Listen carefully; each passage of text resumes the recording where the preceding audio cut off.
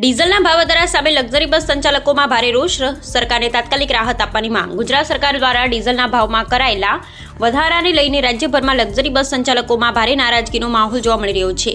વધતા ડીઝલના ભાવને કારણે પરિવહન વ્યવસાય પર સીધી અસર પડી રહી હોવાનું જણાવતા અખિલ ગુજરાત લક્ઝરી બસ એસોસિએશને સરકાર સામે ઉગ્ર વિરોધ નોંધાવ્યો છે અને ડીઝલના વધારેલા ભાવમાં તાત્કાલિક ઘટાડો કરવાની માંગ ઉઠાવી છે।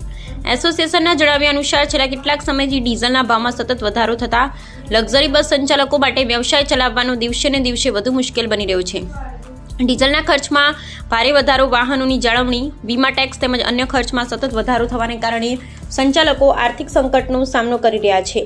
આ વિરોધના ભાગરૂપે રાજ્યભરના લક્ઝરી બસ સંચાલકોએ તમામ બસોના ટાયર પ્રતિકાત્મક રીતે સ્થગિત રાખી સરકાર સામે પોતાની નારાજગી વ્યક્ત કરી હતી। એસોસિએશનનું કહેવું છે કે જો સરકાર સમયસર યોગ્ય નિર્ણય નહીં લે તો તેની સીધી અસર મુસાફરોને પણ ભોગવવી પડી શકે છે। બનાસકાંઠા બસ ટ્રાવેલ્સ એસોસિએશનના પ્રમુખ કમલેશભાઈ રાવલે જણાવ્યું હતું કે સરકાર ડીઝલના વધારેલા ભાવ અંગે તાત્કાલિક પુનઃવિચાર કરે અને સંચાલકોને રાહત આપે। જો સરકાર દ્વારા યોગ્ય નિર્ણય લેવામાં નહીં આવે તો આગામી દિવસોમાં સમગ્ર રાજ્યના લક્ઝરી બસ સંચાલકો ગાંધીનગર ખાતે તમામ લક્ઝરી બસો સાથે વિશાળ સંખ્યામાં ધરણા અને ઉગ્ર પ્રદર્શન કરશે।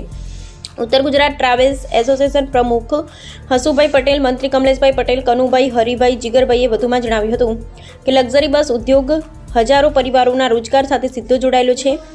જો ડીઝલના ભાવમાં રાહત આપવામાં નહીં આવે તો અનેક સંચાલકો માટે વ્યવસાય ચાલુ રાખવો મુશ્કેલ બનશે અને તેની વ્યાપક અસર સમગ્ર પરિવહન ક્ષેત્ર પર પડશે। હાલ સમગ્ર રાજ્યના લક્ઝરી બસ સંચાલકોની નજર સરકારના આગામી નિર્ણય પર છે। હવે સરકાર સંચાલકોની આ રજૂઆતને કેટલું મહત્વ આપે છે અને ડીઝલના ભાવમાં રાહત અંગે શું નિર્ણય લે છે તેના પર આગામી દિવસોમાં લક્ઝરી બસ ઉદ્યોગની રણનીતિ અને આંદોલનની દિશા નિર્ભર રહેશે। અહેવાલ દિલીપ ગોહિલ।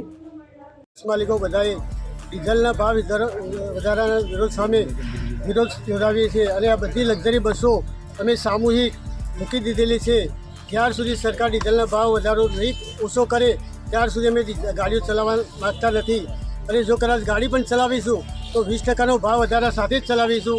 એનો પણ ભાર પ્રજાના માથે છે। એટલે સરકારશ્રીને નમ્ર વિનંતી છે કે જલ્દીમાં જલ્દી ડીઝલમાં ભાવ ઓછો કરે અને લોકોને રાહત આપે એવી અમારી નમ્ર વિનંતી છે। કેટલી લક્ઝરીઓ છે અને તમારી આગામી રણનીતિ શું રહેશે? અમારી ઓલ ઓવર ગુજરાતના અંદર 30,000 લક્ઝરી બસો છે અને અમારી આગળની રણનીતિ એ જ છે કે જો ડીઝલ વધારો ચાલુ જશે તો અમે બધી ગાડીઓ મૂકી દઈશું અને એની હાલાકી પ્રજાને ભોગવવી પડશે। જે લોકો અવર જવર કરે છે એ લોકો ઠપ થઈ જશે અને એ લોકોને રેલવેના અંદર, પ્લેનના અંદર મુસાફરી કરવાનું ભારે પડશે। એટલા માટે અમારી એક જ વિનંતી છે કે જલ્દીમાં જલ્દી ડીઝલનો ભાવ ઓછો કરે અને લોકોને રાહત આપે। આ વિશે કોઈ અગાઉ કોઈ લેખિતમાં કોઈ રજૂઆત કરવામાં આવેલી? હા, અમે વારંવાર વર્ષોથી